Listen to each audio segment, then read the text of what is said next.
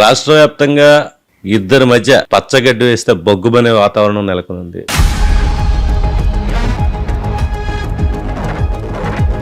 అంటే నాకు తెలిసి ప్రతి ఎలక్షన్ కూడా మీకు అందరికీ తెలిసే ఉంటుంది. సో అంటే పవన్ కళ్యాణ్ గారి భవిష్యత్తు లేదంటారా? 15 ఏళ్ళు చంద్రబాబుకి. ఈ మధ్య జగ్గంపేట వైసీపీ క్రిస్టియన్ లీడర్ ఒక అతనితో ఆ వ్యవహారం ఏంటి, ఆ గొడవ ఏంటి అసలు? ఇది జగ్గంపేట వెస్లీ సబ్జెక్ట్ అది. It is a very unfortunate thing. పాపం అబ్బాయి ఆయన 500 కోట్లు కక్కిచ్చి అంతవరకు వారు కొనసాగుతుంది. రాష్ట్ర వ్యాప్తంగా ఇద్దరి మధ్య పచ్చగడ్డి వేస్తే బొగ్గుమనే వాతావరణం నెలకొంది. ముఖ్యంగా ఎవరంటే జీవి హర్షకుమార్ తనయులు పివి సునీల్, ఎవరైతే ఐపీఎస్ మాజీ ఐపీఎస్ ప్రజెంట్ కాబోతున్నాడు ఆయనకి జరుగుతున్న వారు చాలా తీవ్ర స్థాయిలో జరుగుతుంది సోషల్ మీడియా వేదికగా. అసలు ఇంత యుద్ధం ఎందుకు వచ్చింది, ఈ యుద్ధానికి కారణం ఎవరు, ఎప్పుడు ముగింపు పలుకుతారు అని తెలుసుకునే ప్రయత్నంలో జీవి సుందర్ మనతో ఉన్నారు. నమస్తే. నమస్తే సుందర్, మీరు అసలు కాంట్రవర్సీకి వెళ్ళరు, దూరంగా ఉంటారు, ఏదైనా పబ్లిక్ ఇష్యూస్లో చాలా ముందు ఉంటారు. మీ కాలేజీ వ్యవహారాల్లో అయితే ఇట్లా పార్టిసిపేషన్, మీ ఫాదర్కి హెల్పింగ్గా ఉంటారు, సోషల్ అవేర్నెస్ విషయంలో అన్నిట్లో ముందుంటారు. అలాంటిది ఇంత అగ్రెసివ్గా ఒక ఐపీఎస్ మీద మీరు చేస్తున్న వ్యాఖ్యలు కానీ దాడి కానీ ఎలా చూడాలి? అసలు ఎక్కడ ప్రారంభమైంది, మీకు అతనికి ఎందుకు వచ్చింది గొడవ? ఒకే సామాజిక వర్గం అని కొంతమంది అంటున్నారు, ఎందుకు వీళ్ళ మధ్య ఏదో ఉంది అనేది చర్చ జరుగుతుంది, ఏంటి కారణం? సార్, అంటే ఇక్కడ ఫస్ట్ నుంచి కూడా నేను క్యాస్ట్కి విరుద్ధం, క్యాస్ట్ పాలిటిక్స్కి విరుద్ధం. అంటే చాలామంది అంటూ ఉంటారు, మరి మీ నాన్నగారు క్యాస్ట్ పరంగా వెళ్తారు కదా అని. మా నాన్నగారు క్యాస్ట్ చూడరు. హర్ష్ కుమార్ గారికి నిజంగా అటేపు ఉన్నాడు, జెన్యున్గా ప్రాబ్లం ఉన్నాడా లేదా? దురదృష్టవశాత్తు దళిత్ కమ్యూనిటీస్ ఎక్కువ అట్రాసిటీకి గురవుతాయి కాబట్టి ఆయన he looks like a Dalit fighter. But in general పేదవాడికి ప్రాబ్లం వస్తే, మీకు లాస్ట్ టైం కూడా తెలుసు, ఒక బ్రాహ్మణ్ ఫ్యామిలీ కోసం 48 రోజులు జైల్లో ఉన్నారు. సో అటువంటి యాటిట్యూడ్ ఉన్న మనిషి. ఇక్కడ ఒకటి మాకు హర్ష్ కుమార్ గారి కుటుంబానికి అస్సలు పడంది ఏంట్రా అంటే ఆర్ఎస్ఎస్ ఐడియాలజీ. ఈ వర్ణ ఐడియాలజీని ఏదైతే ఉందో they try to bring in to the public. So ఈ ఆర్ఎస్ఎస్ ఐడియాలజీ మాకు ఫస్ట్ నుంచి కూడా బాగా వ్యతిరేకం దానికి. సో ఇక్కడే మొదలైంది. ఇక్కడ ఏంటంటే ఇప్పుడు సునీల్ కుమార్ గారు ఉన్నారు, ఆయన ఒక పెద్ద స్థాయి ఆఫీసర్. ఆయన ఇంతకుముందు ఆయన ఎవరో మాకు కూడా తెలీదు, గత 6 నెలల నుంచి కొంచెం గట్టిగా కనబడుతున్నాడు. ఆయన అన్ని మీటింగ్స్లో ఉన్నాను. ఈ మధ్యకాలంలో 4-5 మీటింగ్స్ స్టేజ్ కూడా షేర్ చేసుకున్నాను ఆయనతో. అంటే సునీల్ కుమార్ గారు తెలియపోవడం అంటే ఆయన రఘురామకృష్ణరాజు గారి గొడవలో పెద్ద ఫేమస్ అయిపోయాడు, దానివల్ల ఫేమస్ అయ్యాడు. అవును, లేకపోతే ఎవరికి తెలియదు. సో ఆ విధంగా అందరికీ తెలుసు, దానివల్ల తెలుసు ఆయన. అయితే ఇక్కడ ఏంటంటే ఇప్పుడు సునీల్ గారు ఆర్ఎస్ఎస్ ఐడియాలజీ, ఎందుకంటే సునీల్ అని కొడితే ఆర్ఎస్ఎస్ ఐడియాలజీ అని కనబడింది నాకు. అయితే ఆయన మీటింగ్స్లో, ప్రతి మీటింగ్స్లో మీకన్నా ఆర్ఎస్ఎస్ వాళ్ళు బెటర్, వాళ్ళని చూసి నేర్చుకోండి, వాళ్ళ డిసిప్లిన్ బాగుంటుంది, ఇలాగా ఆర్ఎస్ఎస్లో అన్నట్టు రెగ్యులర్గా ప్రమోట్ చేస్తున్నాడు ఆర్ఎస్ఎస్ని. ఒక దళిత్ కార్డు వేసుకుంటాడు, ఒక కమ్యూనల్ కార్డు వేసుకుని ఆర్ఎస్ఎస్ని ప్రమోట్ చేస్తాడు. దళితులు ఆర్ఎస్ఎస్లో లేరా? దళితులు ఆర్ఎస్ఎస్లో ఉన్నారా లేరా అన్నది పక్కన పెడితే ఆర్ఎస్ఎస్ ఐడియాలజీ మాకు నచ్చదు. ఫస్ట్ ఆఫ్ ఆల్ మాకు ఇప్పుడు ఒక్కొక్కడికి ఒక్కొక్క ఐడియాలజీ ఉంటుంది. ఇప్పుడు నేను పవన్ కళ్యాణ్ లాగా అన్నీ నా ఐడియాలజీ అని నేను మాట్లాడలేను. ఇన్ జనరల్ ఏంటంటే నాకు ఆర్ఎస్ఎస్ ఐడియాలజీ, ఈ క్యాస్ట్ ఐడియాలజీ, ఈ వర్ణ ఆ సిస్టమ్ ఏదైతే ఉందో అది నాకు నచ్చదు. మీరు ఏం చేసినా నాకు నచ్చదు, సింపుల్ అంతే. దళితులు ఉన్నారా లేదా అంటే దళితులు బీజేపీలో కూడా ఉన్నారు. సో పదవుల కోసం ఆశపడేవాడు ఏ పార్టీలోనే ఉంటాడు, దాన్ని నేను కామెంట్ చేయను, అది ఇండివిజువల్. సో నా వరకు ఏంటంటే ఆ ఐడియాలజీ నాకు నచ్చదు. ఈయన అది మాట్లాడుతున్నాడు. హర్ష్ కుమార్ గారు లాస్ట్ వీక్ సునీల్ గారి గురించి మాట్లాడుతూ ఈ ఆర్ఎస్ఎస్ ఐడియాలజీ అనేది మీరు అంటున్నారు, చాలా పొలైట్గా చెప్పారు, మీరు ఆ వీడియో కూడా చూడొచ్చు. ఇది ఈయన ఆర్ఎస్ఎస్ కోవర్ట్ లాగా ఆయన పనిచేస్తున్నాడు. ప్రతి దగ్గరికి వెళ్ళినప్పుడు కూడా ఆర్ఎస్ఎస్ని స్లో పాయిజన్ లాగా జనాల్లోకి ఎక్కిస్తున్నాడు. ఇది కరెక్ట్ కాదేమో. ఎందుకంటే ఈ దళిత్ క్రిస్టియన్ అనే సబ్జెక్టు బాగా ఫ్లేరప్ అవుతున్న సమయంలో మన్నకృష్ణ మాదిక్ గారు బీజేపీ ద్వారా ఆయన ఈ ఆంధ్రప్రదేశ్లోకి ఎంటర్ అవుతున్నప్పుడు డాడీ చాలా క్లియర్గా చెప్పారు, మాదిక్ గారు మందకృష్ణ మాదిక్ గారు ఈ విధమైన ఐడియాలజీ ప్రమోట్ చేయడానికి వస్తున్నాడు కాబట్టి నన్ను ఆయన పిలిచిన మీటింగ్లో నన్ను పిలవకండి, నాకు ఇంట్రెస్ట్ లేదు, ఇట్స్ అన్ ఐడియాలజికల్ డిఫరెన్స్, నా పిల్లలు అని చెప్పారు.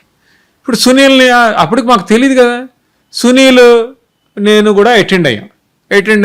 అక్కడ ఈయన మళ్ళీ ఆర్ఎస్ఎస్ ఐడియాలజీ ప్రమోట్ చేయడం చూసాం. సో అది చేయకూడదని చెప్పారు. నిజంగా సునీల్ కరెక్ట్ అయిన మనిషి అయి ఉంటే, పెద్ద మనిషి తరహాలో ఆయన బిహేవ్ చేసి ఉంటే ఆయన ఏం చేయాలి, ఏమంటే మీరు ఐడియాలజీ అంటున్నారు, నా ఉద్దేశం అది కాదు, నాకు వాళ్ళల్లో నచ్చిన 1, 2, 3, 4 పాయింట్స్ ఏ ఉన్నాయి, నేను దాని మీద మాట్లాడాను తప్పితే ఇంక వేరే దాని మీద మాట్లాడలేదని ఆయన చెప్పుండాల్సింది. అది మానేసి ఒక 3rd గ్రేడ్ ఫెలో లాగా అంబేద్కర్ ఇండియా మిషన్ అని ఒక పేజ్ పెట్టుకొని, ఇప్పుడు Ambedkar India mission is meant for Ambedkar down trodden activities, ground లెవెల్లో ఎవరికైనా ఇబ్బంది ఉంటే దాని గురించి ఫైట్ చేయడానికి వాడాలి. బేసిక్గా అంబేద్కర్ ఐడియాలజీ కూడా ఆర్ఎస్ఎస్కి వ్యతిరేకం కదా. అవును, ఎగ్జాక్ట్లీ. సో మళ్ళీ ఈయన అంబేద్కర్ ఇండియా మిషన్ పెట్టుకుని దాంట్లో ఆర్ఎస్ఎస్ చూడండి, ఫస్ట్ వీడియోస్ అందులో ఉంటాయి, ఆర్ఎస్ఎస్ వీడియోస్ అన్ని ప్రమోట్ చేస్తారు. సో ఆయన ఆ విధంగా చేయడంతో ఆయన ఏం చేసాడు, ఒక 7 years బ్యాక్ ఒక చిన్న ఇన్సిడెంట్ జరిగింది. It's an unfortunate incident. మా బ్రదర్ శ్రీరాజ్ ఉన్నాడు, వివర్ అనే బర్త్డే పార్టీ, ఒక బర్త్డే పార్టీకి వెళ్ళినప్పుడు there was a young girl, I don't want to name her, 18 years 19 years ఉంటాయి, 7 years బ్యాక్. సో ఉంటాయి, she was wearing very short clothes. మామూలుగా నేనైతే ఎవడ కర్మ అన్నాడు పోతాడని నేను పట్టించుకోను, నా మనస్తత్వం అది. శ్రీరాజ్ ఏంటంటే కొంచెం అది డిసిప్లిన్డ్ ఫిల్. సో తను ఏం చేశాడు, నీకు బట్టలు సరిగ్గా, she was uncomfortable sitting before my brother, నీకు కంఫర్ట్ లేదు కదమ్మా, why are you wearing such short clothes, it's not right అన్నాడు. అంటే తను కొంచెం యారగెంట్గా సమాధానం చెప్పింది, వీడు కొంచెం గట్టిగా ఇచ్చేటప్పటికి తను అఫెండ్ అయిపోయి షీ వెంట ద పోలీస్ స్టేషన్ ఇమీడియట్గా వెళ్ళిపోయింది. యంగ్ పిల్లలు ఎలా ఉంటారో మనం చూసాం.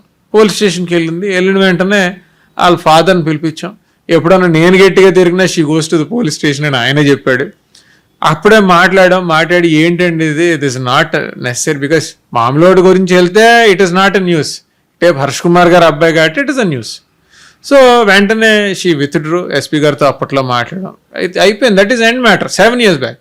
ఈ అంబేద్కర్ ఇండియా మిషన్లో ఆ గ్రెడ్జ్ పెట్టుకుని ఆ వీడియో సునీల్ గారు ప్రమోట్ చేసాడు. సో ఇలా చిల్లర మనుషుల్ని మర్యాద ఇచ్చి ఎలా పిలుస్తాం? If you wanted to earn and if you wanted respect from the ground or from the people, you have to earn it. నువ్వు చిల్లర పనులు చేసి నేను ఎందుకు మర్యాద ఇవ్వాలి? నేను ఆ రోజంతా చూడలే. He was doing all such idiotic things. ఆయన అంబేద్కర్ పేరు పెట్టుకుని. ఈ కేసు జరిగినప్పుడు మీరు అంటే రాష్ట్రంలో అధికారంలో కూడా కాంగ్రెస్ పార్టీ లేదు. సో ఇలాగా ఎదవ కంటెంట్ అంబేద్కర్ ఇండియా మిషన్ అనే పేజీలు ఈయన పెట్టేటప్పటికి నేను వెంటనే మండే మార్నింగ్ లేచిన వెంటనే I wake up at 4 o'clock because I do meditation and all. So వెంటనే 4 o'clockకి నేను లేచి చూసుకుని 5:30కి అలాగా వీడియో పెట్టాను, 5:36 పెట్టాను. ఇట్ ఫ్లేర్డ్ అప్, చాలా భయంకరంగా రీచ్ వెళ్ళిపోయాను. సుమారు 500,000 వ్యూస్ వచ్చింది. వచ్చేటప్పటికి అక్కడ వరకే ఉంది సబ్జెక్ట్, అంతకుమించి లేదు. అంత వ్యూవర్షిప్ వచ్చేటప్పటికి మా నోడికి ఇంకా కుళ్ళు పెరిగిపోయి పిచ్ మెసేజ్లు ఎందుకంటే he doesn't have a Facebook page, ఆయనకి సొంతంగా లేదు, ఎందుకంటే ఆయన భయస్తుడు. అంబేద్కర్ ఫోటో పెట్టుకుని ఆయన వెనకాల దాకుని దొంగ పనులని చేయాలి. అది ఎప్పుడైతే నా వీడియో వైరల్ అయిందో అస్సలు అంటే I was digging on the tip of an iceberg. నాకు అప్పుడు తెలిసింది ఏంటంటే people from different parts of the state, Nellore నుంచి గోల్డ్ వ్యాపారస్తులు, వైజాగ్ నుంచి ఫార్మస్యూటికల్ కంపెనీస్, హైదరాబాద్లో యంగ్ ఉమెన్, అంటే పోక్సో కేసు కూడా ఇతని మీద అయ్యేదేమో. సో ఇతను ఏంటంటే he was collecting money by using his uniform. CID చీఫ్గా ఉన్నప్పుడు ఇతను he was collecting money in different forms. ఆ ఏం కార్యకర్తల్ని ముందుకు తోయడం, వాళ్ళతో కంపెనీల మీద కంప్లైంట్లు ఇప్పించడం, ఆ కంపెనీలని తెప్పించుకోవడం, వాళ్ళతో బేరాలు ఆడుకోవడం, వదిలేయడం. ఈ విధంగా ఇతను సుమారుగా 500 కోట్ల రూపాయలు సంపాదించాడు అక్రమార్జన. అండ్ ఈ డబ్బు అంతా పట్టుకెళ్ళి మీరు ఆ TV9 ఇంటర్వ్యూలో కూడా చూడండి, రజనీ అడుగుతాడు ఆయన్ని, ఏంటంటే నువ్వు అమెరికా వెళ్ళావు కదా అంటే, he went as a distributor to Pushpa one movie. దాంట్లో 4 డిస్ట్రిబ్యూటర్స్ ఉంటే this fellow is a silent partner there. దాంట్లో 50 కోట్లు వచ్చింది అతనికి. మీరు సింపుల్ చెప్తున్న, సంవత్సరం నుంచి అంతా సస్పెన్షన్లో ఉన్నాడు. ఆయన జీతం 1,86,000 89,000. ఏ సస్పెన్షన్ ఉన్న ఆఫీసర్ కన్నా సగం జీతం వస్తుంది. And is roaming on 2 crore rupees range రార్. How will all that happen?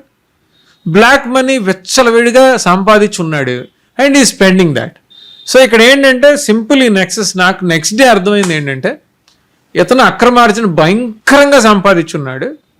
ఇతను after all is a public servant, is answerable to the people. So బయటకు వచ్చి ఇంకో ఈ మంత్ ఎండ్కి రిటైర్ అయిపోతున్నాడు. రిటైర్ అయిపోయే టైంకి కులం కార్డో మతం కార్డో వేసుకుని బయటికి రావాలి. ఆ కులం కార్డు మతం కార్డు వేసుకుని ఇతను బయటికి రాకపోతే లోపలేస్తారు. సో ఈ కులం కార్డు పెట్టుకుని this is safe guarding him. దీన్ని నాకు చాలామంది ఏంటంటే, అరే నువ్వు యంగ్ లీడర్ కదా, నువ్వు చాలా బాగా వెళ్తున్నావు, ప్రోగ్రెసివ్గా వెళ్తున్నావు, ఈ రొచ్చులోకి నువ్వెందుకు, ఈ గొడవలోకి నువ్వెందుకు, ఆడు మన కులం వాడే కదా. అరే యార్, మీకు ఎలా చెప్తే అర్థం అవ్వాలి? ఆ corrupt officer is a corrupt officer. ఆడు ఏ కులం అయితే అడగాలి, ఏ మతం అయితే అడగాలి. వన్స్ ఏ కరప్ట్ ఆఫీసర్, ఆడికి కరప్షనే డబ్బే కనబడుతుంది. వాడికి ఏ కులం, వీడు మన కులవాడు కదా అని ఫ్రీగా పనిచేస్తాడా? ఆడి దగ్గర లంచం తీసుకుంటాడు. సో అటువంటి మైండ్ సెట్ ఉన్న ఆఫీసర్ని నేను యంగ్ పొలిటికల్ లీడర్ కింద నా కెరియర్ స్టార్ట్ చేసినప్పుడు నేను క్వశ్చన్ చేయకపోతే ఇంకెవడు చేస్తాడు? రొచ్చులోకి ఎందుకు వెళ్తున్నావు? రొచ్చు కడడానికే కదా యంగ్స్టర్స్ నాలాంటి కుర్రోల్ని పాలిటిక్స్లో రండిరా అని చేస్తున్నావు. ఆ రొచ్చులోకి ఎందుకు వెళ్తున్నావు అంటే, వెళ్ళాలి, ఆ రొచ్చు క్లీన్ చేయాలి, నాకు కూడా అంటుకుంటుంది కొంత. It's okay, that's fine. అతను కావచ్చు, అతని ఫ్యాన్స్ కావచ్చు, సోషల్ మీడియా పేజెస్లో కొన్ని చూడడం జరిగింది, ఇన్స్టాలో కానీ ఇతర అతనికి సంబంధించిన ఇవన్నీ కూడా సోషల్ మీడియాలో చాలా దారుణమైన బూతులతో ఉంటున్నాయి వెనకాల మీమ్స్ కానీ. అది అలాంటి వ్యక్తి రేపు పొద్దున్న మూమెంట్ తీసుకెళ్ళడానికి లేకపోతే ఒక పార్టీ పెట్టడానికి ఎట్లా పనిచేస్తాడు అసలు? అతను ఎవడు సార్? అతను నిజంగా కార్పొరేటర్ కింద కూడా నగ్గడు. నేను అదే చెప్తున్నా సునీల్ని, ఐ మేడ్ ఛాలెంజ్ ఆల్సో. నీకు నిజంగా 10 మంది ఓటేస్తారంటే నువ్వు ఎల్లు ఎమ్మెల్యే కింద నించో, నగ్గు, నీకు ప్రజలంటే ఏంటో తెలుస్తుంది, సొసైటీ అంటే ఏంటో తెలుస్తుంది. 4 గాడ్ల మధ్యలో బఫూన్లా సూట్ వేసుకుని కబుర్లు చెప్పడం కాదు. I don't want to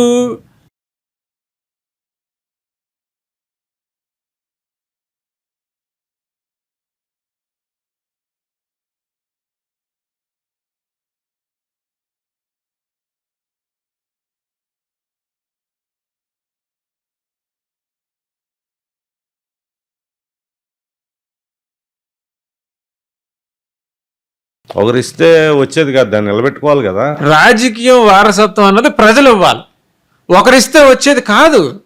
Rahul Gandhi ఓడిపోతాడు, జగన్మోహన్ రెడ్డి ఎలక్షన్ ఓడిపోయాడు, రాజశేఖర రెడ్డి గారు చనిపోయిన తర్వాత జగన్మోహన్ రెడ్డి ఓడిపోయాడు, లోకేష్ ఫస్ట్ టైం ఓడిపోయాడు, పవన్ కళ్యాణ్ చిరంజీవి గారు రాజకీయ వారసుడు 2 సార్లు ఓడిపోయాడు.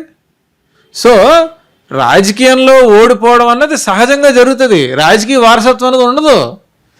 పబ్లిక్ యొక్క సపోర్ట్తో గెలవాలి మనం. ఒకటి డెఫినెట్గా మిగిలిన వాళ్ళందరికన్నా నాకు ఒక అడ్వాంటేజ్ ఉంటుంది, and I believe in that. ఏంటి, అరే ఈడు హర్ష్ కుమార్ గారు అబ్బాయిరా, మా నాన్నగారు ఫ్యాన్స్ ఉంటారు, రికగ్నిషన్ ఉంటుంది, ఫౌండేషన్ ఉంటుంది, ఫస్ట్ లెవెల్లో నేను మాట్లాడింది వింటారు. And if I talk rubbish, నేను తప్పు మాట్లాడితే తీసేస్తారు, ఐ విల్ బి స్వైప్డ్ ఆఫ్. ఈరోజు నేను ఏమంటారు ఇలాగా స్వైప్ ఆఫ్ అయిపోతాం. సింపుల్గా సెన్సిబుల్గా మాట్లాడితేనే జనాలు మనల్ని ఆదరిస్తారు. పాత రోజులు పోయే, పాత మీడియా, పాత వ్యవస్థ, పాత ఆలోచనలు పోయే. ఇప్పుడు అంతా సోషల్ మీడియా, పబ్లికే డిసైడ్ చేస్తారు ఇప్పటికప్పుడు, అది వాస్తవం. అయితే దళిత మూమెంటు లేకపోతే కోస్తా జిల్లాల్లో ఒక మేజర్ కమ్యూనిటీగా ఉన్న ఎస్సీస్లో హర్షకుమార్ గారికి మంచి పట్టు ఉంది, ఆ విషయం అందరికీ తెలుసు. ఆ పట్టు కోల్పోతున్నారనే క్రమంలో యుద్ధం ఏమైనా ప్రారంభమైందని అనుకోవచ్చా? అసలు ఆ గొడవే లేదు సార్. అంటే ఈయన చిత్తూరు నుంచి మన ఇచ్చాపురం దాకా ఏ సమస్య వచ్చినా పరిగెడుతుంటాడు. హర్షకుమార్ అన్న ఆయన ఏ సమస్య అయినా, దళితులకు సంబంధించి చిన్న సమస్య వచ్చినా ఫస్ట్ వెళ్ళేది ఎవరో, అర్ధరాత్రి అయినా అపరాత్రి అయినా, ఆ చిన్నోడైనా పెద్దోడైనా వెళ్తాడు ఈయన. అలాంటిది ఒక ఈ ఇష్యూస్ మీద, దళిత ఇష్యూస్ మీద ఒక ఐకాన్గా మారిన వ్యక్తి హర్షకుమార్ అనే వ్యక్తి. ఆ సాల్వేషన్ చాలా కొన్ని అవుతాయి, కొన్ని అవ్వలేదు, కొన్ని కోర్టుల్లో పోరాటం చేయడం, వాళ్ళ తరపున బాధితులకు అండగా నిలబడి మోరల్ సపోర్ట్ చేయడం ముందు ఇన్ని ఫస్ట్ చూడడం జరిగింది. ఇలాంటి మూమెంట్లో ఇతను ఎయిమ్ అని పెట్టి దళితుల్ని, ముఖ్యంగా యూత్ని, ఐపీఎస్ కదా ఏదో ఈయన ఏదో ఉద్ధరిస్తాడు చేస్తాడు అనుకునే భావజాలంలో ఉన్న వాళ్ళందరినీ ఆకర్షించి డివైడ్ చేస్తున్నాడు. దానివల్ల నా ఇమేజ్ పడిపోతుందనే భావనలో హర్షకుమార్ గారు యుద్ధం ప్రకటించారనుకోవచ్చా? Simple sir. నేను ఒక క్వశ్చన్ అడుగుతాను సునీల్ని. ప్రవీణ్ పగడాల విషయంలో వేరే సునీల్ ఎక్కడన్నా కనబడ్డా? దళిత్ క్రిస్టియన్ అంటాడు. ప్రవీణ్ పగడాల అన్యాయంగా చంపేస్తే ఎక్కడన్నా సునీల్ ఒక దగ్గర కనబడ్డా? So that is how it is. అంటే సిచ్యువేషన్ ఇతనికి కావాల్సింది, ఆ సిచ్యువేషన్లో ఏదో రకంగా అడ్వాంటేజ్ ఉండాలి అతనికి. అడ్వాంటేజ్ ఉంటేనే వస్తాడు. ఇంత మాట్లాడతాడు, దళిత్ అంటాడు, క్రిస్టియన్ అంటాడు, అదంటాడు, ఇదంటాడు. That fellow is not secular, that fellow is a religious fellow. ఇప్పుడు మేము చూసామనుకోండి, మేము మా కుటుంబంలోనే అన్ని కులాలు అన్ని మతాలు ఉంటాయి, అందరూ ఉంటాం. సో ఇప్పుడు సునీల్ ఉన్నాడు, మీకు ఒక లీడర్ ఫ్యామిలీ చాలా ఇంపార్టెంట్ సార్. వద్దులే, I will not go in to personals, అనవసరమైన విషయాలు మనకి. కానీ మన ఫ్యామిలీ సరిగ్గా ఉండాలి, మన మైండ్ సరిగ్గా ఉంటుంది. ఎ హెల్దీ బాడీ, ఎ హెల్దీ మైండ్, ఎ హెల్దీ హోమ్. నీకు హెల్త్లో అంటే ముందు హౌస్లో నీకు సరిగ్గా స్టెబిలిటీ లేకపోతే, హౌస్లోనే నువ్వు డిస్టర్బ్డ్గా ఉంటే నువ్వు సొసైటీని ఏం ఉద్ధరిస్తావు? నువ్వు చూస్తేనేమో పొద్దున్న లెగిసి నీ బెటర్ హాఫ్ మీద బ్యాడ్ కామెంట్స్ పెడుతూ ఆవిడ క్యారెక్టర్ అసాసినేట్ చేస్తూ ఉంటావు. నువ్వు బయటకు వచ్చి మిగిలిన మహిళల మీద నువ్వేం చేస్తావు?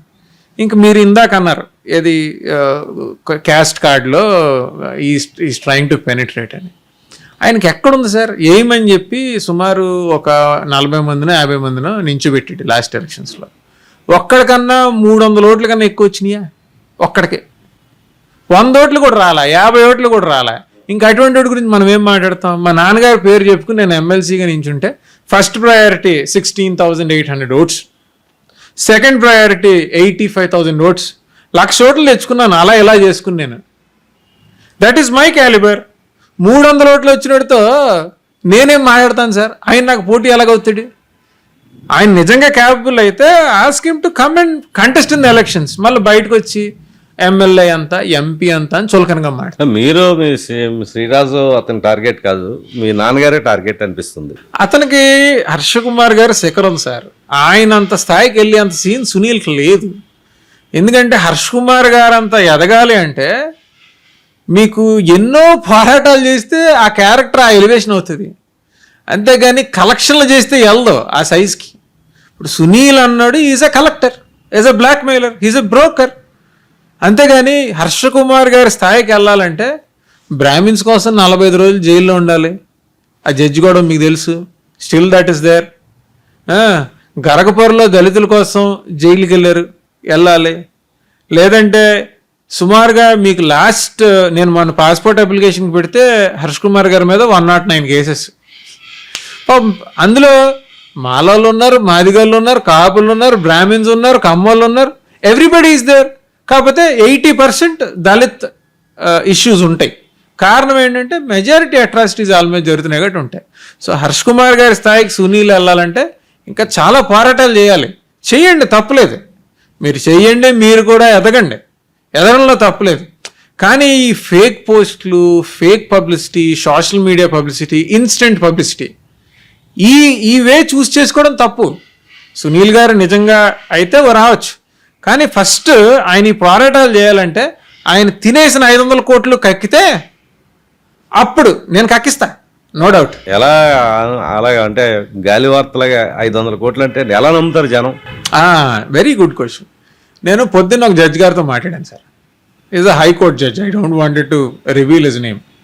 మాట్లాడితే ఆయనకి చెప్పా, సార్ ఒక ఐపీఎస్ ఆఫీసర్ ఉన్నాడు సార్, ఐపీఎస్ ఆఫీసర్ ఈ మధ్య కులం కార్డును మతం కార్డు వేసుకుని రోడ్డు మీదకి వచ్చాడు సార్, ఒక 500 కోట్ల వరకు డబ్బులు వేసుకున్నాడు సార్ వెనకాతల, దీన్ని సేఫ్ గార్డ్ చేసుకోవడం కోసం బాగా మతం కార్డు ఈ మధ్య వాడుతున్నాడు సార్ అని. ఎవరు సునీల్ గడే అన్నాడు ఆయన. అటువంటి పరిస్థితులు ఉన్నాయి. సరే, ప్రూఫ్ ఏంటి? ఇప్పుడు నాకు చెప్పిన వాళ్ళు 500 కోట్లు సార్, నాకు చెప్పని వాళ్ళు ఇంకెంతమంది ఉన్నారో. ఇప్పుడు వాళ్ళందరినీ నేను మీడియా ముందు తీసుకురానుగా. చెప్పా కదా, మండే మార్నింగ్ ఒక్కసారి video, because that fellow is a very powerful police officer. అంత పవర్ఫుల్ పోలీస్ ఆఫీసర్కి ఎదురెళ్ళాలంటే ధైర్యం సరిపోదు కామన్ మ్యాన్కి. సో నేను ఎప్పుడైతే వీడియో రిలీజ్ అయ్యి దానికి 500,000 వ్యూస్ వచ్చినాయో, పీపుల్ సా ఇట్. వాళ్ళకి వాయిస్ ఆఫ్ ద వాయిస్లో ఈ కుర్రోడు ఎవడో మాట్లాడుతున్నాడు, ఈడేమి రోడ్డు మీద గాలికి తిరిగి కుర్రోడు కాదు, హర్ష కుమార్ గారు అబ్బాయి, ఇతని దగ్గరికి వెళ్తే మనకు న్యాయం జరుగుతుందేమో అని చెప్పి దోస్ ఫార్మస్యూటికల్ కంపెనీ ఓనర్స్, వాళ్ళకి డబ్బులు పోయినా పర్లేదు సార్. నేనేమంటానంటే, ఇటువంటి వాడిని మనం ఇప్పుడు కర్టైల్ చేయకపోతే, ఇప్పుడు ఆపకపోతే, ఇటువంటి వాళ్ళు ఇంకో 4 తయారవుతారు. నేను ఐఏఎస్, నేను ఐపీఎస్ అని. మా కోనసీమలో 2 ఉన్నారు గవర్నమెంట్ సర్వీస్ అని. వాళ్ళ క్వాలిఫికేషన్ ఏంటి? ఇప్పుడు 2.5 years అయింది. ఇప్పటి వరకు ఎవడన్నా ఏమన్నా మిగిలిన ఎమ్మెల్యేల కన్నా ఎడిషనల్గా చేశారా? వాళ్ళు ఉద్యోగం చేసినప్పుడు సంపాదించిన లంచపు డబ్బు పార్టీ లీడర్స్కి డబ్బులు ఇచ్చి దే బాట్ ద టికెట్. పాపం రాజేష్ ఉన్నాడు, అతనికి టికెట్ ఇచ్చినట్టు ఇచ్చి లాగేశారు. This fellow deposited money. లేదంటే పాపం రాజేష్ ఎమ్మెల్యే అవుతాడు కదా, అక్కడ ఎవరిని పెట్టినా ఎమ్మెల్యే అవుతాడు, అతనే ఉండాలేంటి? గాలిలో అయిపోతాడు. రాజేష్ ఎమ్మెల్యే ఉంటే సరే యంగ్స్టర్ బాగానే అయ్యాడు అనుకుందును, కానీ డబ్బులు ఇచ్చి కొనుక్కున్నాడు, తెచ్చుకున్నాడు. సో ఇప్పుడు నేనేమంటానంటే, ఈ ఐఏఎస్ ఐపీఎస్ వల్ల 5 పైసలు ఉపయోగం లేదు. అంటే మరి చాలా మంది వాళ్ళే పార్టీలు పెడుతున్నారు, లేకపోతే రాజకీయాల్లోకి వచ్చి పోటీ చేస్తున్నారు. ఇవన్నిటికి చెప్తున్నాను సార్. వీళ్ళు ఇప్పుడు మేము ఉన్నాం సార్, హర్ష్ కుమార్ గారి అబ్బాయి కింద, లేదంటే హర్ష్ కుమార్ గారి కింద ఇన్ని పోరాటాలు చేసాం. ఒక పార్టీ పెట్టాలంటే నేను మా డాడీని అడుగుతా, నీకు రాజశేఖర్ రెడ్డికి, నీకు చంద్రబాబు నాయుడుకి పెద్ద తేడా ఏం లేదు daddy, because I have seen people కదా, ఇద్దరికి సేమ్ పొలిటికల్ మైండ్ సెట్ ఉంది, ముగ్గురిది same political mindset, strategy ఉంది, you understand the people pulse, మీరు క్యాప్చర్ చేసి ముందుకెళ్ళగలుగుతారు అంటే నీకు ఏం తెలుసురా అన్నారు. ఏంటి? చంద్రబాబు నాయుడు పాదయాత్ర చేసినప్పుడు పర్ డే ఆయన ఖర్చు పెట్టిన డబ్బు 8 కోట్లు. ఆయన నడిచిన దారంతా రోడ్డు పక్కన మట్టి వేశారు, దానికే ₹1 అయింది. అంత కాస్ట్లీ పాలిటిక్స్ నేను చేయగలనా? చేయలేము. జగన్మోహన్ రెడ్డి దొరికినట్టు వచ్చిన ప్రతి ఒక్కడికి at his own expenses medical treatment చేయించాడు. ఐ హావ్ సీన్ కేసెస్, సాక్ష్యాలు ఉన్నాయి కదా, చేయించాడు. ఎంత పబ్లిసిటీ! అసలు ఈ టీవీ వాళ్ళందరినీ మేపాలంటేనే 50 లక్షలు అవుతుంది ఒక పాదయాత్ర చేయాలంటే. మాలాంటి సామాన్యులు చేయగలమా? But this IAS IPS officers are trying to venture it. How?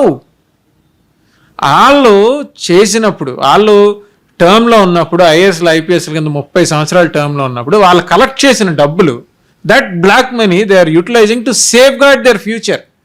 ఎందుకంటే ఒకసారి పబ్లిక్ సర్వెంట్ అయిన తర్వాత దట్ ఫెలో ఇస్ లయబుల్. ఏ ఎంక్వైరీ పడుతుందో, ఇప్పుడు సునీల్ ఉన్నాడు, ఎంక్వైరీ పడుతుందని కులం కార్డు వేసుకుని మతం కార్డు వేసుకుని వచ్చాడు.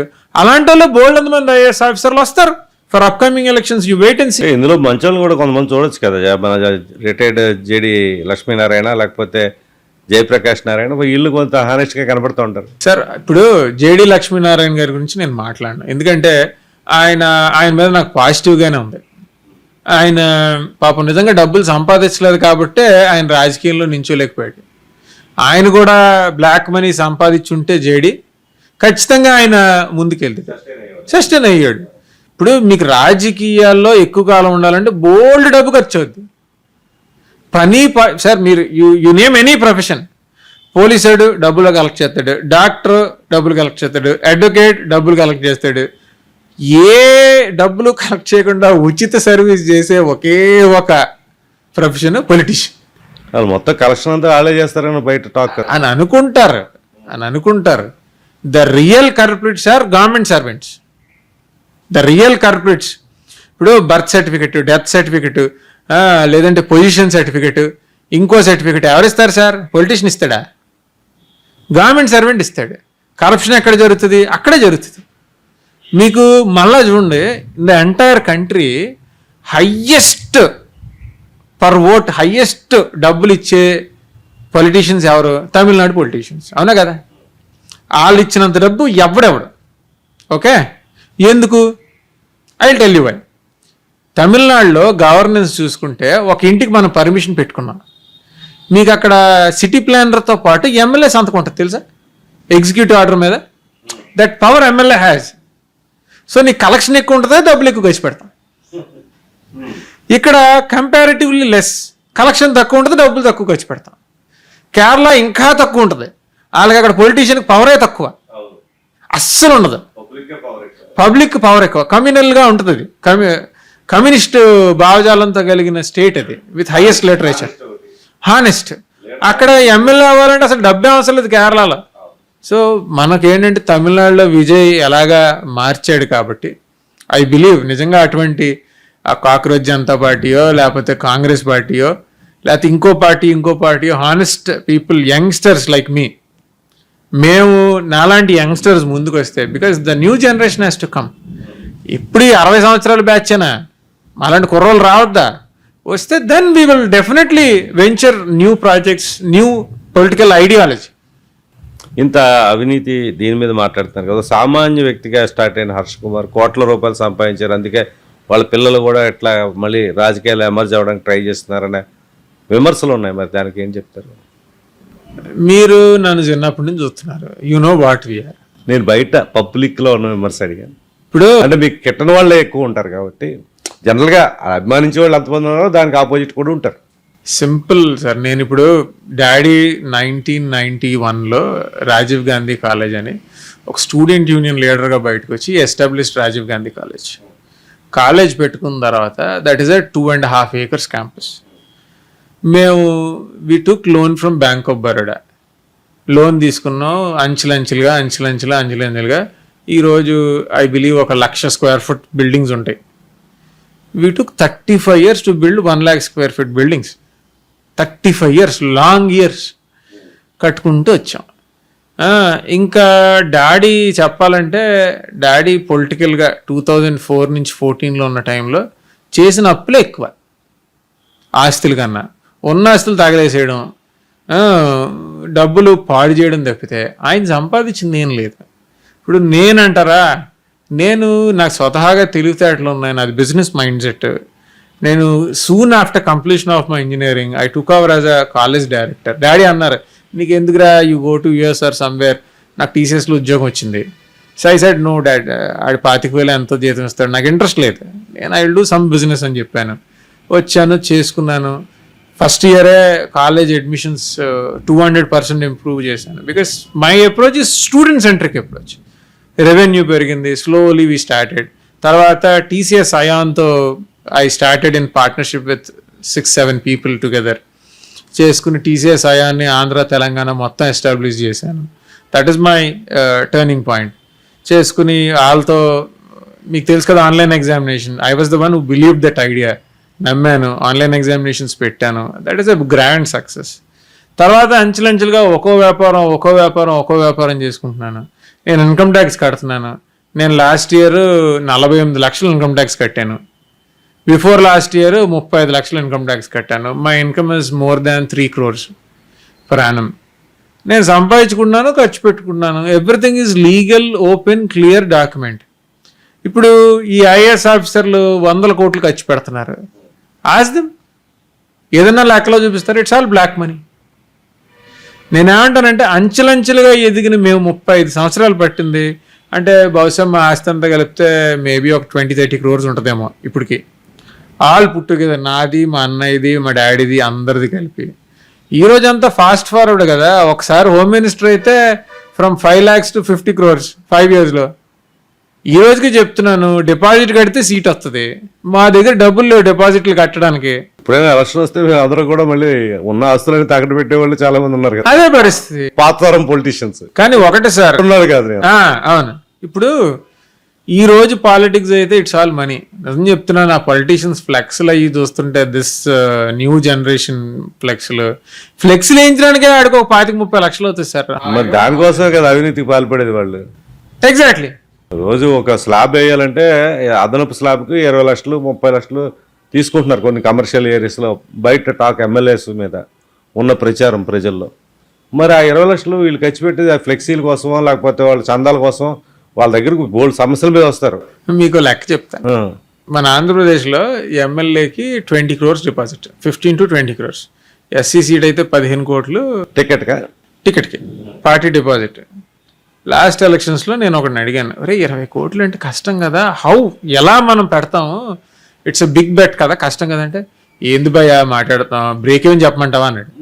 అంటే బ్రేక్ ఏమని ఏంట్రా, 1 yearలో వచ్చేస్తాయి నీకు 20 కోట్లు అని. 1 yearలో ఎలా వస్తాయని మనకు తెలియక. అంటే సింపుల్ భయ్యా, కాన్స్టిట్యున్సీకి 200 కోట్లు ఇస్తుంది. కాన్స్టిట్యున్సీ డెవలప్మెంట్కి సీఎం దగ్గరికి వెళ్ళు, 200 కోట్లు ఇస్తాడు. 10% ఎంత అయింది? 200 crores-లో 10% is 20 crores. 5 years నువ్వు 20 పెడితే 100 వచ్చింది నీకు. ఫస్ట్ ఇయర్లో నీ డిపాజిట్ వచ్చేసింది, 5 yearsలో 100 వచ్చింది. Okay, that is 1. Wine shop టెండర్లో డబ్బులు వస్తాయి. అది కాకుండా ఏదైనా మంచి రియల్ ఎస్టేట్ ఫైల్ తీసుకెళ్తే డబ్బులు వస్తాయి అని బ్రేక్ ఏమని చెప్పేశాడు. మరి నువ్వు ఓడిపోతే ఆ మాత్రం కూడా బెట్ చేయమా భయ్యా? 20 కోట్లు అంటే ఆ డబ్బులు లేవురా మరి అంటే అలవయ్యా అని నమ్మట్లేదు ఎవడు. 20 కోట్లు డిపాజిట్ లేవంటే ఎవడు నమ్మట్లే. కానీ ఈ కొత్త తరం ఈ ఐఏఎస్లు ఐపీఎస్లు వీళ్ళకి 20 crores ఇస్ నథింగ్. వీళ్ళు ఒక ఫైల్ స్ట్రోక్ కొడితే వస్తాయి డబ్బులు. ఇది వాళ్ళ పరిస్థితి. సో ఇటువంటి లీడర్స్ని మనం కట్టేలు చేసి, ఇప్పుడు నాకు సునీల్ కనబడ్డాడు, రేపొద్దున ఇంకో అనిల్ కనబడతాడు, రేపొద్దున ఇంకోటి కనబడతాడు. సో అటువంటి వాళ్ళని ఎప్పుడైతే ఇటువంటి మాల్ ప్రాక్టీసెస్ మిస్కాండక్ట్ చేసి వచ్చారో వాళ్ళ మీద మేము ఫైట్ చేయకపోతే వీళ్ళు నాశనం చేసేస్తారు సార్. ఈ కాలర్ ఏదైతే ఉందో, ఇటువంటి కరప్ట్ ఐఏఎస్ ఐపీఎస్ ఆఫీసర్స్ ఎవరైతే ఉన్నారో వీళ్ళు మనం కర్టైల్ చేయకపోతే చాలా డేంజర్ సొసైటీకి. ఇప్పుడు రఘురామకృష్ణరాజు ఎపిసోడ్లో ప్రధాన పాత్రధారి సునీల్ అందరు తెలిసిన విషయం.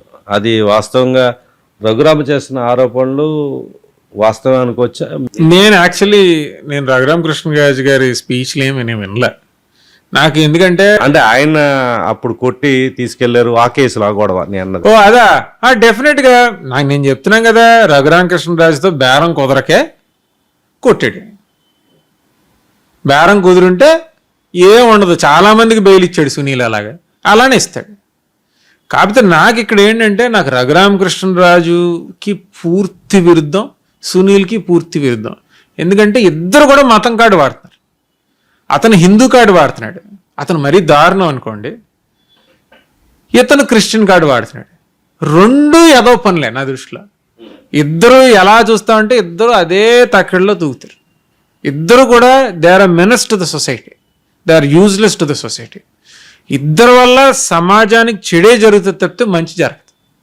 సునీల్ దళిత కార్డు వాడడం లేకపోతే క్రిస్టియన్ కార్డు వాడడం ఇష్టం లేదా, లేకపోతే ఎవరు వాడకూడదు మీరే వాడాలా?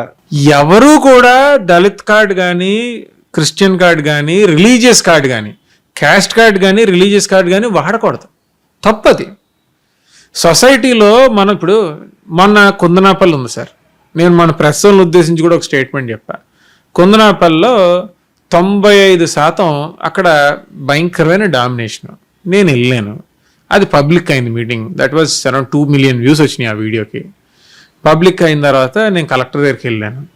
కలెక్టర్ దగ్గరికి వెళ్తే నెక్స్ట్ మేబీ ఒక 4 days 5 days తీసుకున్నాడు. వాటర్ లైన్ ఇచ్చాడు, డ్రైన్ ఇచ్చాడు. అక్కడ దారుణంగా ఉంది. అదే లైన్లో కాపులు ఇల్లు కూడా ఉన్నాయి. కాపులు ఇల్లు కూడా వాటర్ లైన్ లేదు. అంటే వీళ్ళ ఒక 80 ఇల్లు ఉంటే వాళ్ళ ఒక 20 ఇల్లు ఉంటాయి. నేను ఏమంటానంటే, ప్రెస్ వాళ్ళు కూడా నేను ఒక్కోసారి రాస్తూ ఉంటారు, దళిత వాడ, దళిత ఉద్యోగి, దళిత డాక్టర్, దళిత టీచర్. నువ్వు ఒకసారి టీచర్ అయిపోతే టీచరే, డాక్టర్ అయిపోతే డాక్టరే. ఇప్పుడు కుందనాపల్లి ఊరిలో అని రాయొచ్చు కదా. Why you have to again consolidate with caste? అలా రాయొద్దని చెప్తాను నేను. అలా తీసుకొచ్చింది పొలిటీషియన్లే కదా. ఇప్పుడు నేనున్నాను సార్, నన్ను చాలా మంది దళిత లీడర్ అంటారు. మీరు చెప్పింది చాలా మంచి వ్యాలిడ్ పాయింటే. అలా డీవియేషన్ సమాజంలో తీసుకొచ్చింది ఫస్ట్ బ్రిటిషర్స్ దగ్గర నుంచి ఇప్పుడు దాకా పొలిటీషియన్లే కదా. ఖచ్చితంగా కులాన్నైనా మతాన్నైనా వర్గాన్నైనా విడగొట్టింది వీళ్ళే కదా. వాళ్ళు మనుషులే కదా. మీడియా కూడా ఇప్పుడు పార్టీలు మీడియాలు కదా. అవును. ఈ న్యాచురల్గా వాళ్ళు ఈ సిస్టమ్ ఎప్పటి నుంచో వస్తున్న ఆ దుస్సాంప్రదాయాన్ని అలా కొనసాగిస్తున్నారు అనుకోవచ్చుగా. అంతే, దాన్ని మార్చాలిగా ఎవరొకరు. ఇప్పుడు నారాయణ కుర్రోళ్ళు కూడా అదే సాంప్రదాయాన్ని ఫాలో అయితే అలా మార్చాలిగా, ఎక్కడో దగ్గర మొదలు పెట్టాలిగా. అందుకని అడుగుతున్నాను. ఇప్పుడు నన్ను చాలామంది దళిత్ లీడర్ అంటారు. ఎవడరా Dalit leader? I'm a leader, I'm a young leader, I'm a educated leader, I'm not a Dalit leader. హత్యల విషయంలో, రేపుల విషయంలో కూడా ఆ దళిత్ అనేది వాడుతున్నారు. ఎవరైనా ఒకటే కదా అక్కడ బాధితుడు. హ్యూమన్ అన్నది పోయింది. ఒక మనిషిని మనిషిలో గుర్తించలేని సొసైటీని మీరు ఇందాక అన్నట్టు అఫ్ కోర్స్ పొలిటీషియన్స్ తయారు చేశారు, కానీ అది చేయకూడదు. అది ఎక్కడ దగ్గర మారాలి. I will start it. ఇప్పుడు సునీల్ ఉన్నాడు. సునీల్ మళ్ళా అంటే అత్మాన దాని ఆయన గురించి మాట్లాడుతున్నాం, కానీ అదే దళిత పంచాయతీ అంటాడు. నేను అంటాను ఆల్రెడీ ఇప్పుడు హర్ష్ కుమార్ గారు ఏం చేశారని అడుగుతారు. హర్ష్ కుమార్ గారు 2009లో ఎంపీ అవడం వల్ల, కిరణ్ కుమార్ రెడ్డికి దగ్గర అవడం వల్ల అసెంబ్లీలో SC/ST సప్లాన్కి చట్టబద్ధత పట్టుకొచ్చారు. That become an act. That is Harsha Kumar's achievement. చిన్న విషయమేం కాదే అది. నా చిన్నప్పటి నుంచి SC సప్లాన్కి చట్టసభ అన్నారు, పట్టుకొచ్చారు. ఒక లీడర్ని ఆ విధంగా స్ట్రెంగ్తన్ చేస్తే ఆటోమేటిక్గా మంచి జరుగుతుంది సొసైటీకి. ఇతనేమంటాడు కాపులు సీఎం అవ్వాలి. అసలు కాపులు సీఎం ఇవ్వాలి, దళితులు అవ్వకూడదా? మళ్ళీ దళితులు నేను ఏమంటానంటే అసలు ఆ ఒక క్యాస్ట్ కార్డ్తో సీఎం అవ్వాలేంటి? ఒక ఎడ్యుకేటెడ్ సీఎం అవ్వాలి, ఒక లాంగ్ టర్మ్ పొలిటీషియన్, ప్రజా సమస్యలు తెలిసినోడు సీఎం అవ్వాలి. ఆడు ఏ క్యాస్ట్ అయితే ఎవరికి కావాలి? కాపులు సీఎం అవ్వాలంటాడు. లేదంటే దళిత వాళ్ళు ఓన్లీ పంచాయతీ ప్రెసిడెంట్ల కింద ఉండిపోవాలంటాడు. అంటే ఒక కాన్స్పిరసీతో ఇతను పాలిటిక్స్ వైపు అడుగులు వేస్తాడని అనిపిస్తుందా మీకు? 100% సార్. అతను దొబ్బేసిన డబ్బు ఏదైతే ఉందో, అతను అక్రమంగా ఆర్జించిన డబ్బు ఏదైతే ఉందో, అది కాపాడుకోవడం కోసమే పబ్లిక్లోకి వచ్చాడు, పబ్లిక్ లైఫ్లోకి వచ్చాడు. మీరు ఇప్పటికైనా చూడండి, అతనికి పబ్లిక్ దగ్గర నుంచి వాయిస్ వినాలంటేనే చిరాకు. జస్ట్ వాచ్ హిస్ ఫేస్బుక్ కామెంట్స్ని యాక్టివేట్ చేయడు. He doesn't want to listen. బూతులు పెడతారు కదా ఇతను మాట్లాడే మాటలకి. ఆయన అంబేద్కర్ ఫోటో వెనకాల దాకోవాలి. సునీల్ తిడితే అంబేద్కర్ని తిట్టినట్టే. ఏంటి గాడిద గుడ్డు, ఇడేం చేసాడు? This fellow did nothing. సునీల్ని తిడితే సునీల్ని తిట్టినట్టే, సునీల్ని తిడితే క్రైస్తవులు తిట్టినట్టే. ఎలాగొద్ది? సునీల్ ఈ మూవ్మెంట్ స్టార్ట్ చేసి అన్నాళ్ళైంది. నాకు ఆయన ఫేస్బుక్ పేజ్ చూశాను సార్. ఏమన్నది 2018లో పెట్టాడు. యాక్టివిటీస్ మొదలైంది 22 or 23, 3-4 yearsలో రిటైర్మెంట్ అయిపోతుందాం మనం దొరికేస్తామనగా పెట్టాడు. And he was actively working since last 1 year or 2 years because he knows. అంటే ఇది 8 ఏళ్ళ నుంచి ఒక ప్రణాళికాబద్ధంగా ఆయన తయారు చేసుకుంటూ 30 ఏళ్ళ సంపాదన దాచుకోవాలి కదా. సరే ఓకే, 8 ఏళ్ళలో ఆయన అన్న దళితుల విషయంలో కానీ, లేకపోతే కాపులను ముఖ్యమంత్రి చేస్తానన్న విషయంలో కానీ ఏం ఎఫర్ట్స్ పెట్టాడు, ఏం సాధించాడని మీరు గమనించారు? Zero, absolute zero. నేను రాంబాబు గారని మనకి ఉంటాడు కదా, ఆయన ఒక మీటింగ్ పెట్టాడు చెరుకూరులో. నేను అప్పుడు కూడా వెళ్తే దాని పేరు ఏదో ఉంది, ఐ డోంట్ రిమెంబర్, బట్ నేను వెళ్ళా. సునీల్ స్పీచ్ ఫస్ట్ టైం విన్నా. ఏదో ప్రశ్నించే వేదిక ఏదో అనుకుంటా, సంథింగ్ నాకు గుర్తులేదు, ఏదో మొత్తానికి వెళ్ళాను. వెళ్తే నేనేం చేశానో చెప్తాను ఆగండి అన్నట్టే. ఏదో చేసి ఉంటాడు అతను చెప్తాడు కదా అని కొంచెం. ఏం చెప్పాడంటే, నేను I was the chief of CID, నా దగ్గరికి ఫ్రాడ్లెంట్ అధికారులు కేసులు వచ్చాయి. ఎవడైతే ఫ్రాడ్ చేసి ఆయన సస్పెండ్ చేసి డిబార్ చేసి సర్వీస్ రూల్స్ నుంచి ఇచ్చిన అధికారులు ఉంటాయి కదా, అధికారులు ఆ కేసులన్నీ నా దగ్గరికి వచ్చాయి. ఆడు మాలోడైతే ఆ కేసుని కొట్టేసేయండి అన్నాడు. అసలు ఏంటది, మాలాడైతే కేసు కొట్టాడు ఏంటి? దానివల్ల అంటే మిగతా కులాల్లో అలా చెప్పడం వల్ల వాళ్ళకి ఇది లేకపోయినా కానీ అన్ని కులాలు ద్వేషించే పరిస్థితి, మాల్లో ఎదుర్కొనే పరిస్థితి. అదే కదా. అసలు అంటే నేను కరప్షన్ చేస్తున్నాను, నేను టీం రెడీ చేసుకున్నాను, వీళ్ళందరూ నా బ్యాచ్, వీళ్ళు ఏ ఏదో పని చేసినా నా దగ్గరికి వస్తుంది బాలు, నేను మళ్ళీ వదిలేస్తాను, మీరు కరప్షన్ చేసుకోండి. దీనివల్ల ఏమవుతుందంటే నోయింగ్లీ అన్నోయింగ్లీ గ్రౌండ్లో కామన్ మ్యాన్ చాలా ఇబ్బంది పడిపోతాడు because of this corrupt officers. It's not about Sunil, it is the batch of corrupt officers, corrupt people, correct eco system that this fellow has created. అది తప్పు.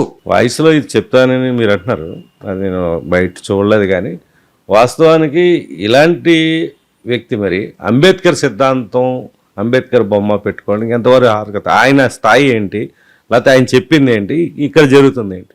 Sir I will tell you.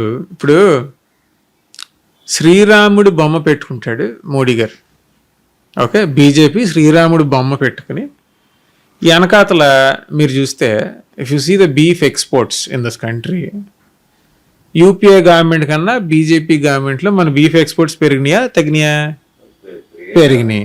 Okay, if you see the top 3 export companies of beef, all 3 beef export companies are under Muslim names. Okay, but their promoters are all Hindus. BJP, orange బచాస్.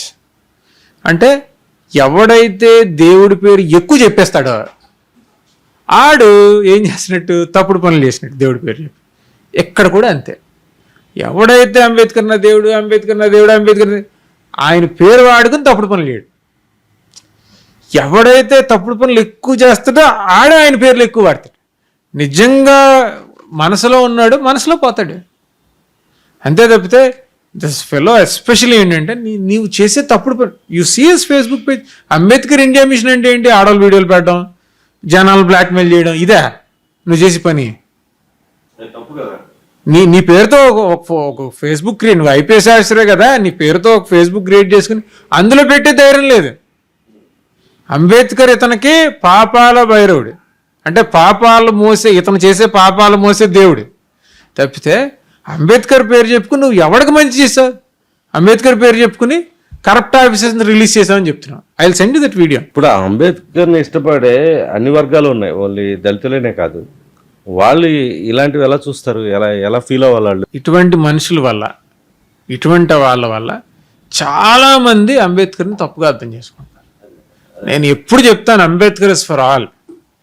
ఈ రోజున మనం ఈ walk స్వాతంత్రం దగ్గర నుంచి, women reservation దగ్గర నుంచి, women property rights దగ్గర నుంచి, లేదంటే ఇటువంటి పెద్ద మనుషులు వైఫ్స్ని ఏడిపిస్తే వాళ్ళకి ఉండే రైట్స్ దగ్గర నుంచి, ప్రతి రైటు ఈ రోజున భారతదేశంలో మనందరికి ఇచ్చింది అంబేద్కర్ రాసిన రాజ్యాంగం. Ambedkar is a man of all. అటువంటిది ఇటువంటి కొంతమంది దుర్మార్గులు ఎక్కువ ఓన్ చేసుకుని తప్పుడు పనులు చేయడం వల్ల చాలామంది యంగ్స్టర్స్, బికాస్ ఈ రోజు జనరేషనే కదా రేపటి పౌరులు, రేపటి ఇండియా, వీళ్ళ వల్ల వాళ్ళు తప్పుగా అర్థం చేసుకుంటున్నారు. So that should not happen. Tallest person of the world అన్నది అంబేద్కర్. ఎస్, అలాంటిది స్మాలెస్ట్ చేసేస్తే ఎలాగా? అంటే చాలా మంది స్మాలర్ కమ్యూనిటీకి లీడర్ కింద చేసేస్తారు. అంతకన్నా దారుణంగా చేసే పరిస్థితి కనబడుతుంది. ఇలాంటి వాళ్ళు చాలా మంది వస్తున్నారు, క్లియర్గా కనిపిస్తుంది. వాళ్ళు చేసే పనులు వేరు, వెనకాల బొమ్మ వేసుకునేది వేరు. అంటే అంబేద్కర్ ఇలా చేసే పాపాలు భరించే ఒక మనిషి. దానివల్ల అన్ని వర్గాలు సమాజంలో దళితులను వ్యతిరేకించే పరిస్థితికి తీసుకొచ్చేస్తున్నారు, దిగజారిపోతుంది, తీసుకొచ్చేస్తున్నారు. ఇటువంటి కరప్ట్ ఆఫీసర్స్ వల్ల ఏమవుతుంది సార్? అదే కదా అవుతుంది. నేను చెప్పేది అదే. ఇటువంటి కరప్ట్ ఆఫీసర్స్ని అదే అంబేద్కర్ రాసిన రాజ్యాంగంతోనే కొట్టాలి. వీళ్ళు మామూలుగా ఇప్పుడు మామూలు దొంగ అయితే దొరికేస్తాడు సార్, ఇతను ఐపీఎస్ దొంగ అంత ఈజీ కాదు పట్టుకోవడం. అదే నేను ఇందాక చెప్పాను కదా జడ్జి గారితో మాట్లాడిన, వాట్ ఈస్ ఐట్ సుందర్, నువ్వు ఒక పని చేయి, you write it down to ACB and CBI, because this fellow has a very bad mouth. Okay, you are a young fellow, you better stay out of this. దీని గురించి ఎక్కువ వెళ్లకుండా let the authorities decide all the accusations అన్నారు. నాకు తెలిసి ఆర్ఎస్ఎస్లో membership తీసుకున్నోడికి CBI ACB వచ్చేదో చేస్తుందని నేను అనుకోవట్లేదు. But let's see, I still believe in things కాబట్టి డెఫినెట్గా I will work on this. ఈ మధ్య జగ్గంపేట వైసీపీ క్రిస్టియన్ లీడర్ ఒక అతనితో ఆ వ్యవహారం ఏంటి, ఆ గొడవ ఏంటి అసలు? ఇది జగ్గంపేట వెస్లీ సబ్జెక్ట్ ఉంది కదా, అది it is a very unfortunate thing. పాపం అబ్బాయి చాలా ఆస్పిరేషనల్, అతనికి తెలిసిన విషయాలు చెప్పాలనుకున్నాడు, వీడియో తీసాడు, వచ్చాడు. ఇప్పుడు ఒక పని చేద్దాం, మీకు అతనితో ఇప్పుడు ఫోన్ మాట్లాడతాను, ఒకసారి లైన్ కలుపు, అతనితో మాట్లాడతాను, మీరు ఒకసారి వినండి, మీకే అర్థమైపోద్ది వాట్ ఇట్ ఇస్ అన్నది. ఇందులో పెద్ద కాన్స్పిరసీ లేదు, ఏమీ లేదు. వెస్లీ ఎక్కడ బాబు? ఏది? విజయవాడ పార్టీ ఆఫీస్లో ఉన్నావా? ఇంకా అవ్వలేదని ఇది గోలా?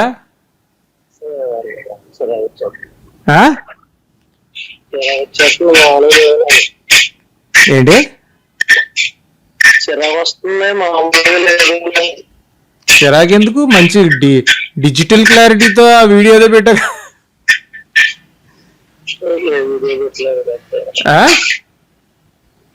ఫేస్బుక్ లో అది పెట్టకుండా ఉంటే సరిపోనా?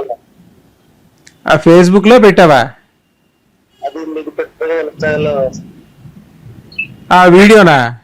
మన ఇద్దరం కారు మీద మాట్లాడుతుంది ఆ, ఆ, ఆ. అదొకటి ఎక్కకుండా ఉంటే చెప్తాను. మరి నువ్వు చేసిన అదో పనులు ఎలా ఉన్నాయి? అదొకసారి కలిపిన తర్వాత ఆ. ఎక్కడ పార్టీ ఆఫీస్ లో రికార్డ్ చేసి పెట్టావా అది వీడియో? అక్కడ బయట ఎక్కడో చేసి పెట్టమన్నారు. ఆ. తప్పగా కూడా చెప్పమన్నారు. ఉమ్. సునీల్తో మాట్లాడావా? ఇంకెవరితో మాట్లాడలేదు ఇంకా. ఓన్లీ పార్టీ ఆఫీస్ నుంచి చెప్పారు, ఇంకా వాళ్ళు చెప్పింది చెయ్యాలి అంతే కదా?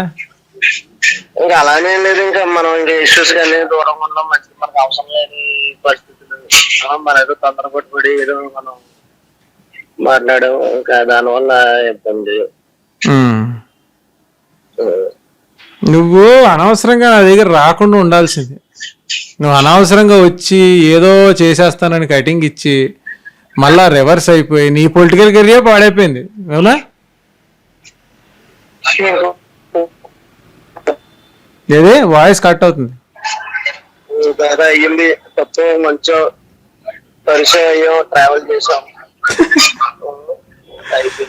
సర్లే రెస్ట్ తీసుకో. వచ్చేస్తావు రాజమండ్రి ఇప్పుడు? అలా వచ్చేస్తాం, బయలుదేరుతాం. సరే సరే.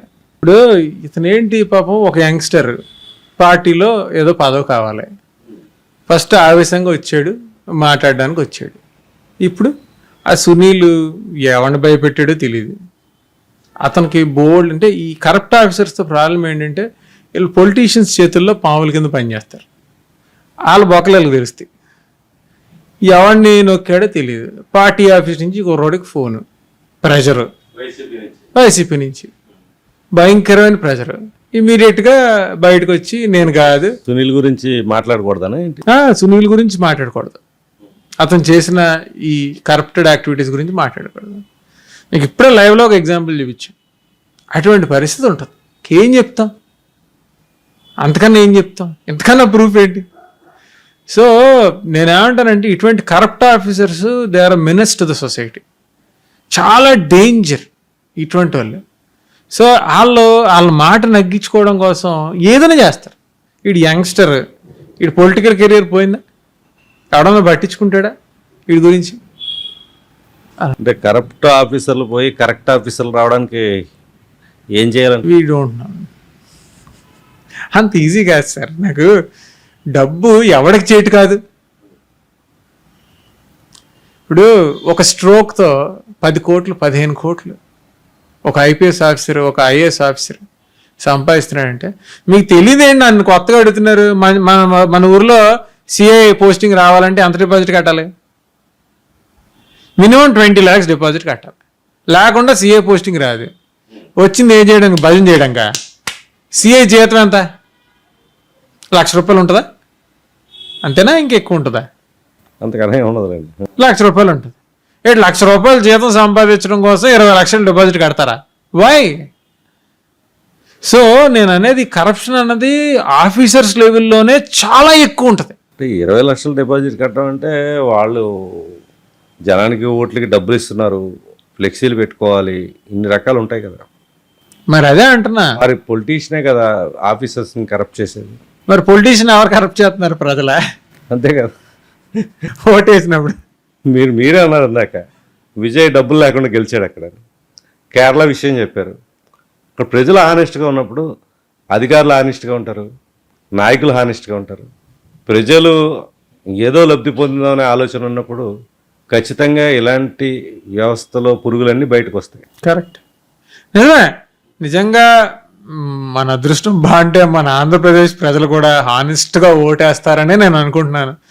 వాళ్ళు నిజంగా అలా హానెస్ట్గా ఓటేస్తేనే నాలాంటి యంగ్స్టర్స్, నాకన్నా టాలెంట్ ఉన్న యంగ్స్టర్స్ బోల్డ్ అంతమంది ఉన్నారు మార్కెట్లో.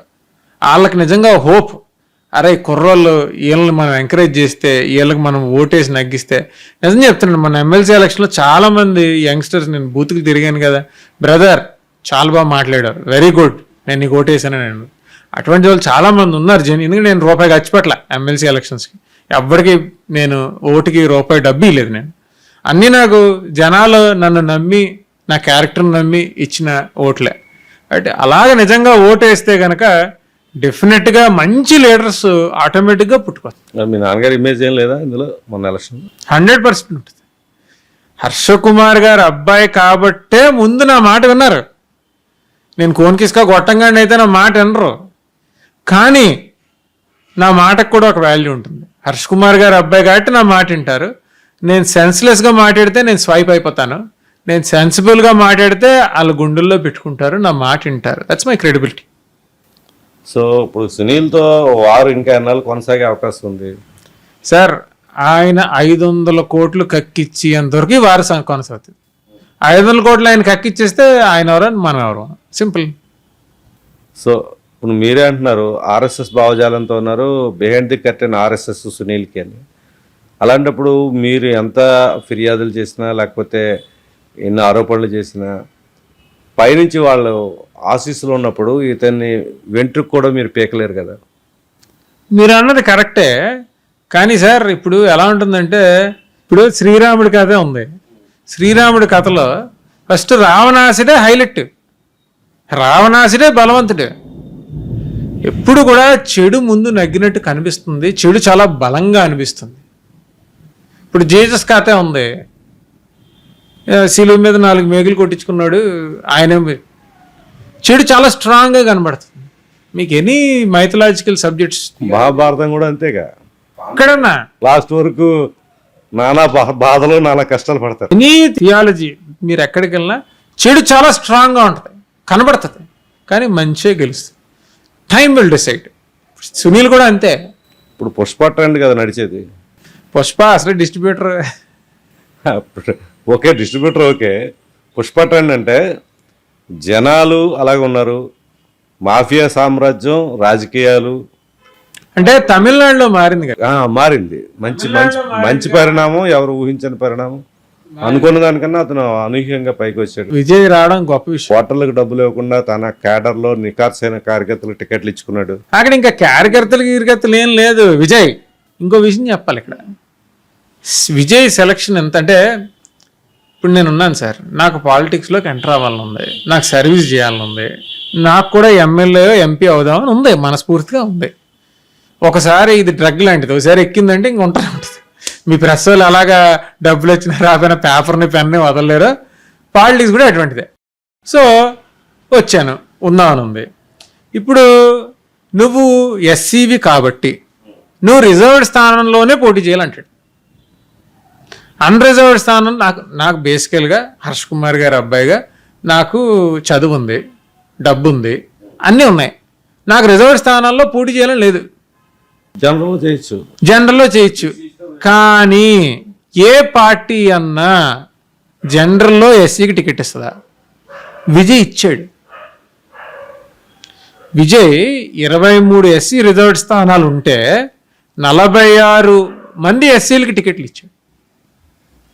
నిజంగా అటువంటి పార్టీలు టికెట్లు ఇస్తే మతం చూడకుండా, కులం చూడకుండా, ఓన్లీ ఆడి క్వాలిఫికేషన్ని, ఆడి క్యాలిబర్ని చూసి కానీ పార్టీలు టికెట్ ఇచ్చిన రోజున డెఫినెట్గా వస్తుంది. అటువంటి పరిస్థితి టీడీపీలో ఉందా? జనసేన అది వదిలేండి, వైసీపీలో ఉందా? ఇస్తే మంచిది. ఇలాగే అంటే సామాజిక మార్పు అని చెప్పి ప్రజారాజ్యం పార్టీ చిరంజీవి గారు తీసుకొచ్చాడు.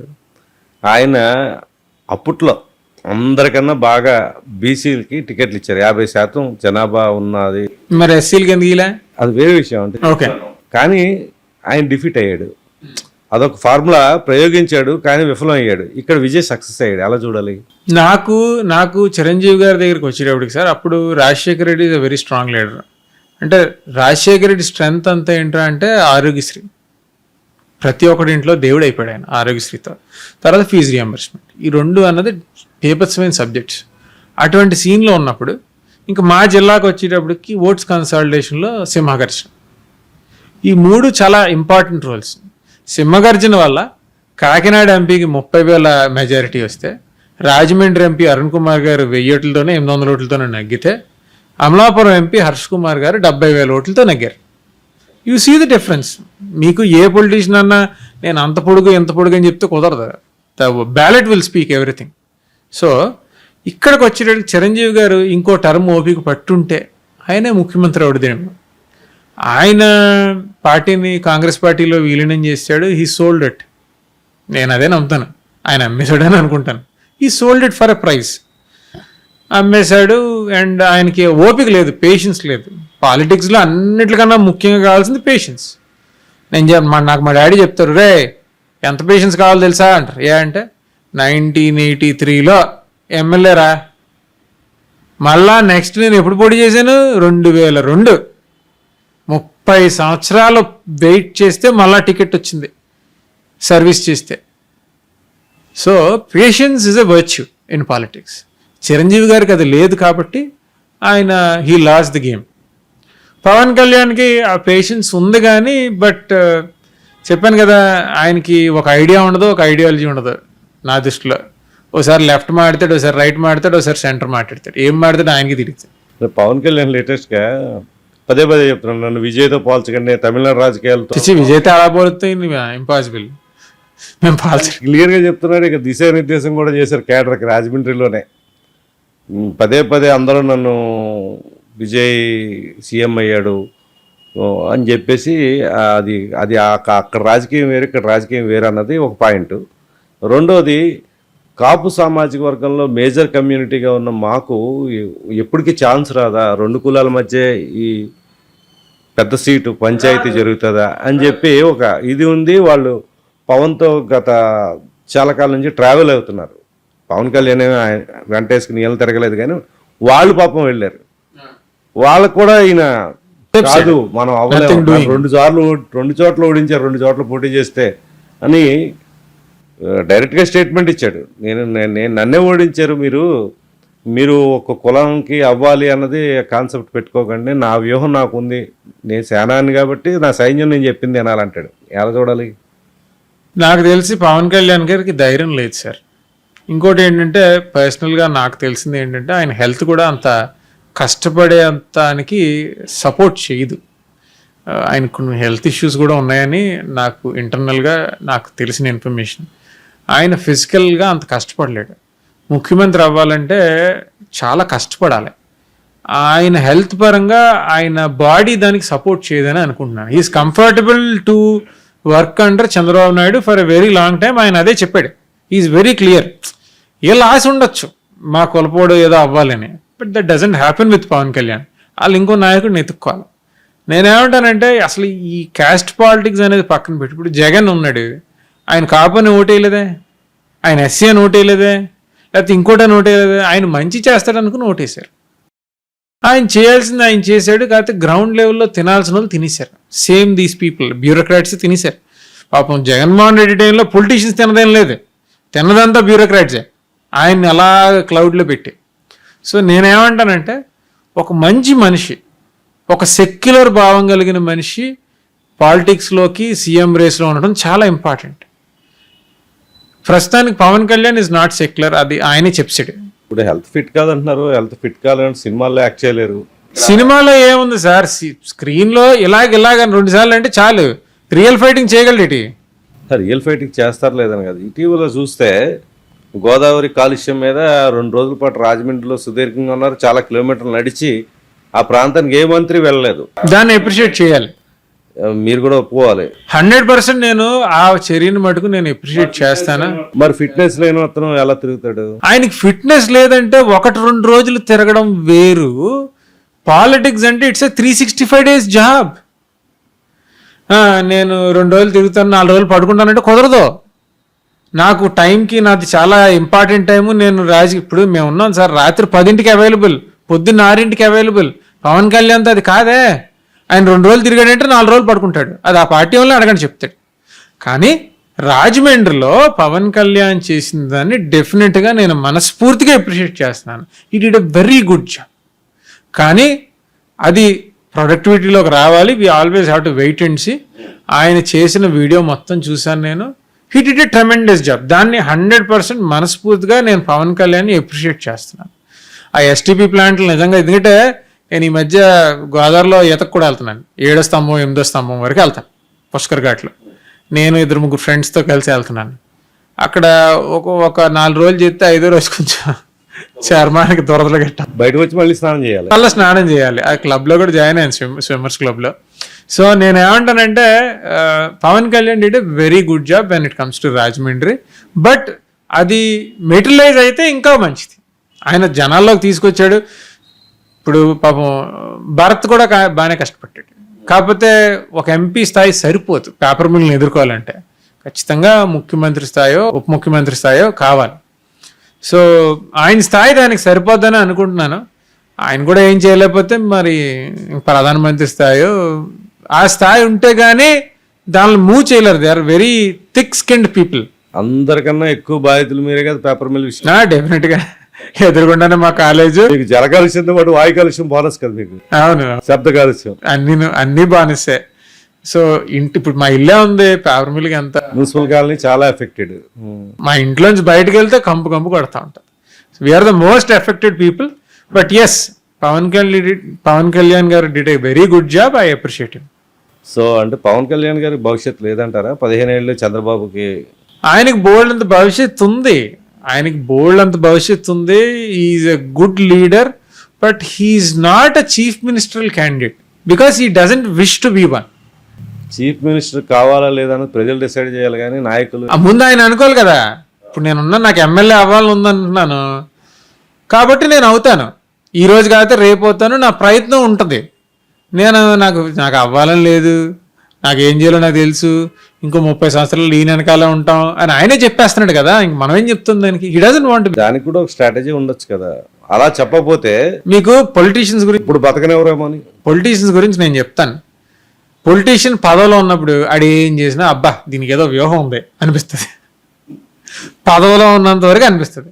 ఒకసారి పదవి పోయిందనుకో, నిజంగా గొప్పగా చేసిన సోదిగాడే పని పాఠాలు ఎక్కడ మాడుతున్నాడంట.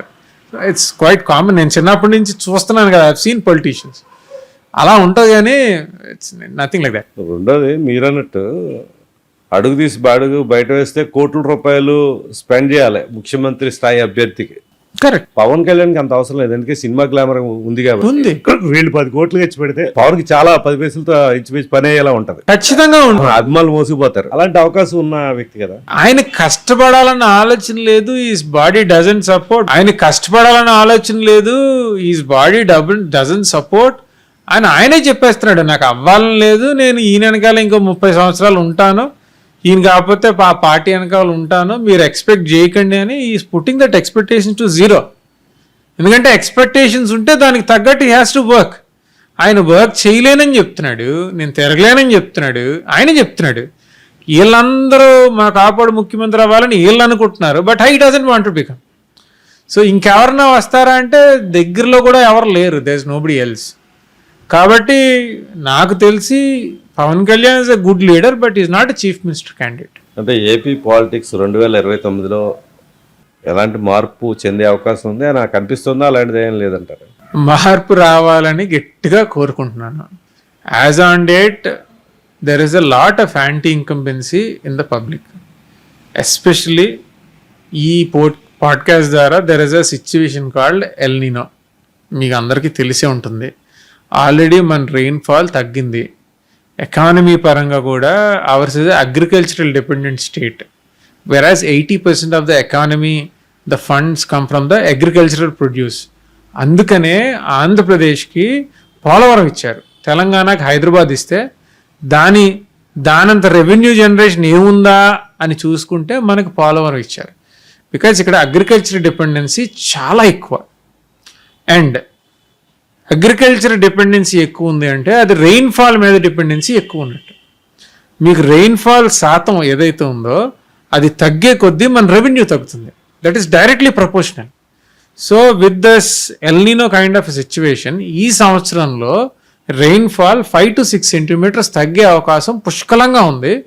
విత్ దాట్ డెఫినెట్గా ఇంకా మనకి ఇది తగ్గే అవకాశం కూడా ఉంది. ఏది revenue to the agricultural people.